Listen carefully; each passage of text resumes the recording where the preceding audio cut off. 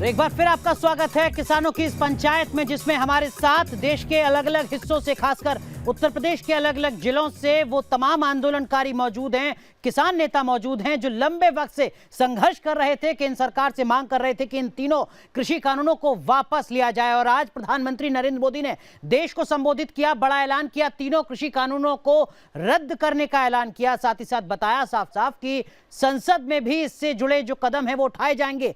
MSP को लेकर भी बात प्रधानमंत्री की तरफ से कही जा रही है, कहा जा रहा है कि इस पर एक कमेटी बनाई जा सकती है ताकि आने वाले वक्त में एमएसपी को और कैसे बेहतर किया जाए, किसानों की जो समस्या है उसको कैसे साधा जाए, ये भी सुनिश्चित किया जाए। लेकिन इस बीच आज की बड़ी खबर को लेकर किसानों के बीच किस तरीके की तस्वीरें नजर आई, एक रिपोर्ट आपको दिखाते हैं।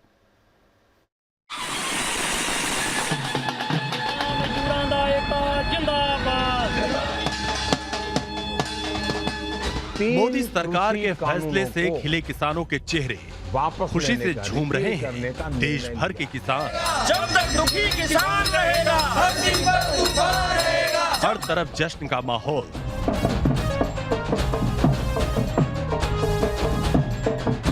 किसान एक दूसरे के गले मिलकर जता रहे हैं खुशी।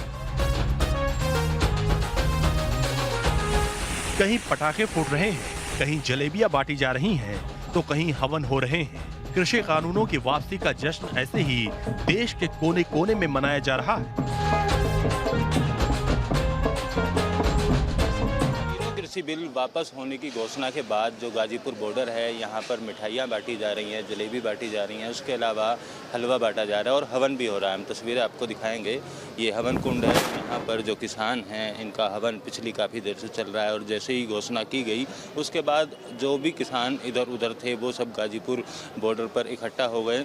अब इस तरीके से हवन कर कर किस तरीके का मैसेज किसान देना चाहते हैं, उन्हीं से हम बात करेंगे। आप बताइए, आप लोग हवन कर रहे हैं, अब सरकार की तरफ से पहल हुई है, आप लोगों की जीत हुई है, कैसे देखते हैं इसको? देखिए, माननीय प्रधानमंत्री जी ने जो सुबह कहा है उस देश के सामने है और उसका संयुक्त किसान मोर्चे ने भी स्वागत किया है। लेकिन कहीं ना कहीं जो है अभी जो है संयुक्त किसान मोर्चे का एक मीटिंग होनी है, उसमें देखना है, क्योंकि अभी एमएसपी पे जो कानून की बात कर रहे हैं, एमएसपी पे कानून के बारे में माननीय प्रधानमंत्री जी ने एक शब्द भी नहीं बोला है। तो कहीं ना कहीं क्योंकि इन लोगों ने पहले भी बहुत सारे वादे किए थे, वादे से अपना ये पीछे हट गए थे, तो कहीं ना कहीं ऐसा ना हो कि किसानों के साथ छल कर दें। वैसे मुझे लगता नहीं है, क्योंकि आज गुरु पर्व भी है और गंगा स्नान भी है, दोनों के साथ साथ किसानों को एक खुशी मिली है, खुशी का इजहार भी हम लोगों ने कर दिया।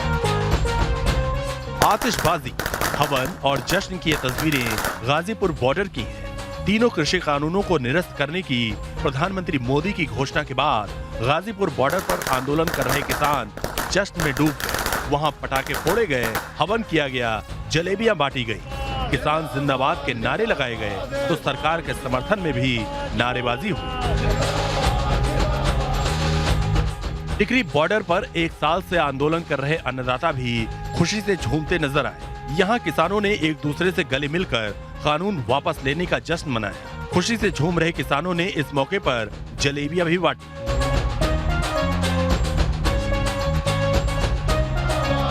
कृषि कानूनों की वापसी की खबर से अमृतसर में आंदोलन कर रहे किसानों की खुशी का ठिकाना नहीं है। यहाँ सड़कों पर उमड़े किसानों ने मिठाइयां बांटकर खुशी मनाई। इस दौरान किसानों के खिले चेहरे इस बात की तस्दीक कर रहे थे कि केंद्र सरकार के फैसले से वो कितने खुश हैं। कृषि कानूनों की वापसी के ऐलान से चंडीगढ़ के किसानों में भी खुशी की लहर फैल गई। यहाँ किसानों का हुजूम सड़कों पर उतरा और वो अलग अंदाज में जश्न मनाते नजर आए। ढोल नगाड़े की थाप और उस पर थिरकते किसानों की ये तस्वीरें संगम नगरी प्रयागराज की। यहाँ कृषि कानूनों की वापसी के बाद जश्न में डूबे किसान सड़क पर उतर आए और नाच गाकर इस खुशी को सेलिब्रेट किया। ये अच्छी बात है, सरकार ने ठीक करा काम। चलो, एक साल का समय तो लगा। एक कहावत है कि ना तुम जीते ना हमारे, ना तुम जीते ना हमारे। ठीक रहेगी बातचीत, किसानों के भी मान सम्मान की बात रहेगी। और सरकार ने चलो लेट तो करा काम, पर धन्यवाद है सरकार को इस बात के लिए। यूपी के मुजफ्फरनगर में भी किसान कृषि कानूनों की वापसी के ऐलान से खुश नजर आए। किसान आंदोलन का गढ़ माने जाने वाले पश्चिमी यूपी के इस जिले में हर तरफ जश्न का माहौल नजर आया। Team news nation.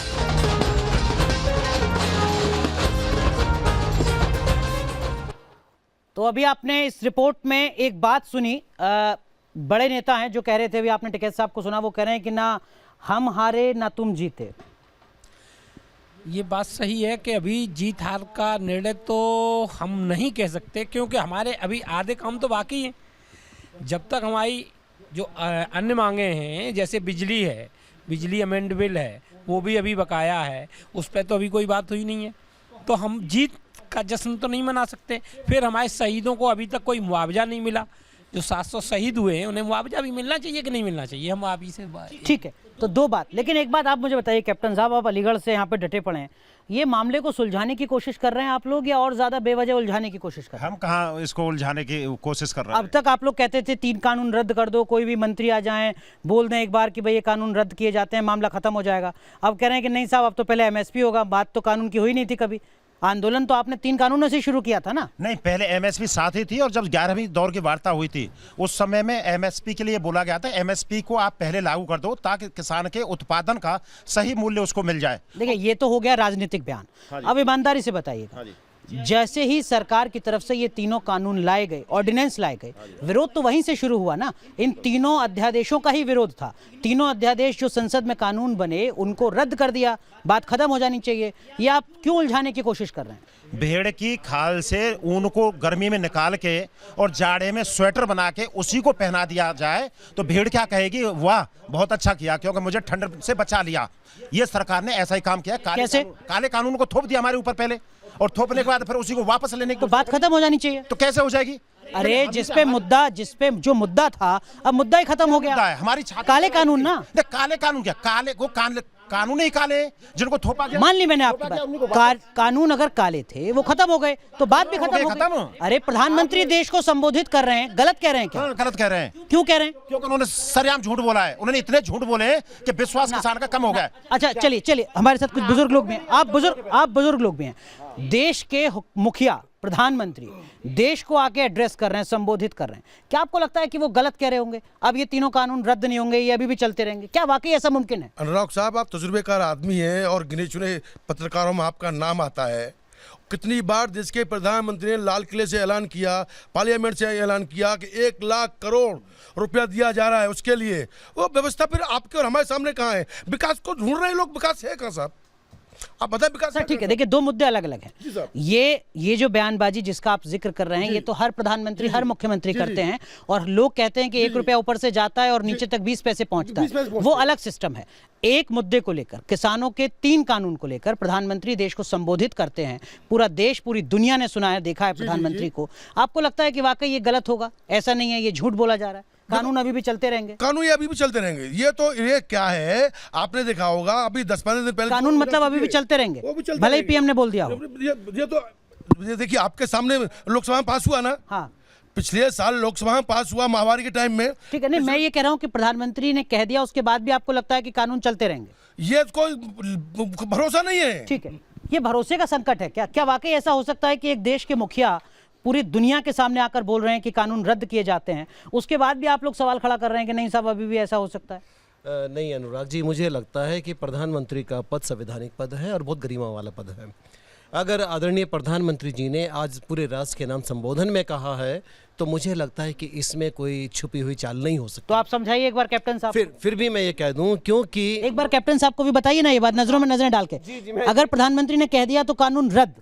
देखिए कमांडो जी को मैं आपके माध्यम से ही बता देता हूँ। कमांडो जी, अगर प्रधानमंत्री जी ने कहा है कि मैं कुछ अपने किसान भाइयों को नहीं समझा पाया, उन्होंने देखो अपने हाथ नहीं बात नहीं, कानून रद्द का ऐलान तो कानून रद्द, हाँ या ना? सुनिए, आप तो वकील हैं सर। अगर उन्होंने कहा है कि कानून को रद्द करेंगे, रिपील करेंगे, तो मानिए वो होगा। अब क्या दिक्कत है? मेरा कहने का मतलब ये है कि अगर उन्होंने आपके सहयोगी हैं और कानून के जानकार हैं। नहीं, बिल्कुल कानून के जानकार हैं, पर मुझे भी उनके अनुभव के आधार पर यह कहना है कि मोदी जी ने जो चीज है ये चाल भी हो सकती है, क्योंकि चुनाव आ रहे हैं और चुनावों में इसको लंबा खींच के ले जा सकते हैं कानून। सर मोदी जी ने कहा कि संसद के इसी सत्र में जो अभी शुरू होना है शीतकालीन सत्र, उसमें भी प्रक्रिया लागू की जाएगी, उसके बाद में भी सवाल है क्या? नहीं, देखिए, क्योंकि संविधान हमें कहता है कि कानून जहां पर बनता है रिपील भी वहीं होता है। ठीक है, मोदी जी की स्टेटमेंट बिल्कुल साफ है, संवैधानिक है, क्योंकि संसद में बना था, ऑर्डिनेंस के माध्यम से बना था, ठीक है, प्रोसेस अलग संसद में ही रिपील ठीक है। अब संसद में रिपील होगा तो मुझे नहीं लगता कि अब इस पे कोई प्रश्न होना चाहिए। ठीक है, अब प्रश्न अगर आप गैर जरूरी सवाल खड़ा कर रहे हैं, आपके बिल्कुल। साथी कह रहे हैं, मैं नहीं कह रहा हूं। नहीं, मुझे नहीं पता, मेरी मुलाकात इनसे आज हुई है। ठीक है, मुझे नहीं पता इनसे पहले। किसान मुलाकात कहाँ आंदोलन से से आए, कैसे आए, पहले मुझे नहीं दिन पता से जुड़े बिल्कुल हुए हैं, संविधान के जानकार हैं, पेशे से वकील हैं, जो बात बता रहे हैं वो बिल्कुल लॉजिकल बात है, मैं भी उनके साथ हूं, कोई इसमें गलत बात नहीं बता रहे हैं। आप पूरी दुनिया में अपने नेताओं से भी पूछेंगे, वो भी ये कहेंगे कि हाँ सही कह रहे हैं। उन्होंने चौधरी कल्याण कोष बनाने की बात कही थी, 10,000 विषयांतर नहीं, विषयांतर नहीं, एक ही मुद्दे पर रहते हैं ना। किसानों के 3 कानून, प्रधानमंत्री ने कहा रद्द, तो रद्द मानिए ना, आपके यहाँ रद्द। ठीक है, हम मान लेते हैं, उसको आप लागू कर दो। सत्र चालू होने वाला है 29 तारीख से, संसद सत्र चालू हो, उसमें लागू कर दो उसको, मतलब उसको कानून को उसमें कर दो, तब मानेंगे हम। ठीक है, हम झूठ के जब तक संसद में रिपील नहीं होगा तब तक इनको भरोसा नहीं है। क्या इतना ट्रस्ट डेफिसिट है? क्या इतना ट्रस्ट डेफिसिट होना चाहिए? मगर मैं क्या बताऊं, आजकल जो चल रहा है लोगों को विश्वास ही हट गया, क्या करें उसका, हर चीज में। मगर ट्रस्ट प्राइम मिनिस्टर नहीं, ये विरोध के लिए विरोध भी तो हो सकता है ना सर। आपको चूंकि प्रोटेस्ट करना है, आपको चूंकि विरोध करना है, तो मीन मेघ निकालते रहिए और विरोध करते रहिए। कोई नहीं निकाल रहे हैं, प्रधानमंत्री ने अगर ये आह्वान किया है ना, तो ऐसा किया है ना, बहुत बड़े पद पे बैठे और देश के प्राइम मिनिस्टर है, कोई भाजपा का कैंडिडेट नहीं है। बिल्कुल ठीक है ना, तो हम उनकी इज्जत करते हुए उन्होंने अगर ये पहल करी है तो ये अभी पार्लियामेंट में जाके इसका सुधार होके उसका कोई रास्ता बनेगा। मगर हाँ, किसान लोग का ये है कि वादे में इनका विश्वास टूटा है। 29 तारीख के बाद विश्वास फिर बन जाएगा और जैसे ही पार्लियामेंट का विंटर सेशन शुरू होगा। मीन मेघ तो नहीं निकाल रहे ना? बिल्कुल नहीं, यही बात मैं कहना चाह रहा हूँ। 29 तारीख के इसको कर दें और एमएसपी गारंटी तक। ठीक है, एमएसपी अलग मुद्दा, मैं एमएसपी पर भी आऊंगा। तो चौपाल से आप देख रहे हैं हमारी ये विशेष कवरेज, जिसमें हम बात कर रहे हैं किसानों के उस कृषि कानून की जिसको रद्द करने का ऐलान आज प्रधानमंत्री नरेंद्र मोदी की तरफ से किया गया है। कई सवाल हैं जो अभी बाकी हैं, लेकिन इस बीच पंजाब के मुख्यमंत्री चरणजीत सिंह चन्नी ने क्या कुछ कहा है इस मौके पर, दिखाते हैं आपको। पंजाब सरकार बिल्कुल नाल किसानां दे खड़ गई। जदों कोई चारा ना चलिया तां हुण इन्हां नूं वापस लेने पै रहे हैं। अज भी ऐलान होया पार्लीमेंट दे जब तक वापस नहीं होंदे उदों तक असीं देखांगे, आखिरी दम तक, जब तक ये वापस होके रद्द नहीं हो जाते। कानून नहीं रद्द हो जाता उहदे विच पार्लीमेंट दे विच, उदों तक ऐसी हुण विश्वास करने वाले नहीं है ते उदों तक देखांगे। नाल नाल एमएसपी है जिहड़ी ਉਹਦੀ ਵੀ ਸਾਨੂੰ ਗਰੰਟੀ ਚਾਹੀਦੀ ਹੈ। ਹੁਣ ਜਿਸ ਤਰੀਕੇ ਦੇ ਨਾਲ ਸਾਨੂੰ ਪ੍ਰੋਕਿਉਰਮੈਂਟ ਦੇ ਵਿੱਚ ਔਰ ਜਿਸ ਤਰ੍ਹਾਂ ਦੇ ਨਾਲ ਸਾਨੂੰ ਸ਼ੈਲਰਾਂ ਨੂੰ ਤੰਗ ਕੀਤਾ ਜਾਂਦਾ ਹੈ, ਵਿਸ਼ਵਾਸ ਟੁੱਟ ਗਿਆ ਹੈ। तो तीनों कानून संसद से रद्द किए जाएं। पंजाब के मुख्यमंत्री चरणजीत सिंह चन्नी को आपने सुना, लेकिन मुझे आप एक बात बताइए, अब ये तमाम दल के जो नेता हैं ये सब सामने आ रहे हैं, क्या आपको लगता है कि इस मुद्दे को हर पॉलिटिकल पार्टी अपने तरीके से भुनाने की कोशिश करेगी? वो आंदोलन जो था मूलतः किसानों का, देखो आंदोलन पहले से अराजनीतिक रहा है, हमने किसी भी राजनीतिक नेता को मंच पर नहीं चढ़ने दिया है। बाकी अराजनीतिक में ये क्या है, विरोधी जो होते हैं वो तो अपना अपना वो पहलू करेंगे, क्योंकि कोई पर्दे के पीछे सेटिंग तो नहीं थी ना? पर्दे के पीछे किसी भी तरह की हमारी तो कोई सेटिंग नहीं थी, लेकिन किसकी थी? मंत्री जी की अगर कोई सेटिंग रही हो विपक्षियों से तो बात अलग है। ठीक है, लेकिन आपको लगता है कि अब इस पे पॉलिटिक्स होगी, पॉलिटिकल मुद्दा बनेगा? देखो अपना जो चुनाव आ रहा है तो पॉलिटिकल मुद्दा तो ये लोग बनाएंगे, क्योंकि हर आदमी को अपनी रोटी सेकनी है। ठीक है, लेकिन क्या सियासत में किसानों के मुद्दे पर रोटी सेकना ही जरूरी है, या किसानों के असल मुद्दों की बात भी करनी चाहिए? अब चुनाव आ गया, केंद्र सरकार ने फैसला ले लिया, आप भी कहने लगे कि देखिए बहुत अच्छा फैसला है, तमाम राजनीतिक दल अब सामने आ रहे हैं। नहीं, रोटी सेकना कोई जरूरी थोड़ी है जी, रोटी सेकना अच्छी बात थोड़ी है। कांग्रेस क्या कर रही है? नहीं, कांग्रेस ऐसा नहीं। कांग्रेस देखो, विपक्ष का काम तो किसान कर ही रहा है।